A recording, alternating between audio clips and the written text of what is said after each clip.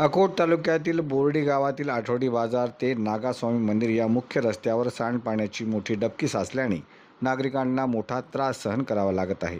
नाल्यांची दुरावस्था आणि नियमित साफसफाईचा अभाव यामुळे सांडपाणी रस्त्यावर वाहत असून दुर्गंधी, मच्छर आणि रोगराईचा धोका वाढला आहे।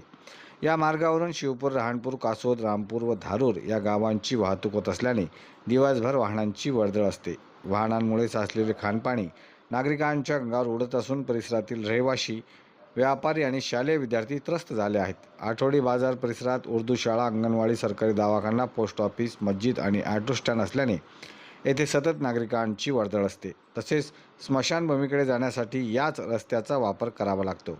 ग्रामस्थांनी अनेकदा तोंडी व लेखी तक्रारी करूनही ग्रामपंचायत प्रशासनाने कोणतीही ठोस कारवाई केली नसल्याचा आरोप करण्यात येत आहे।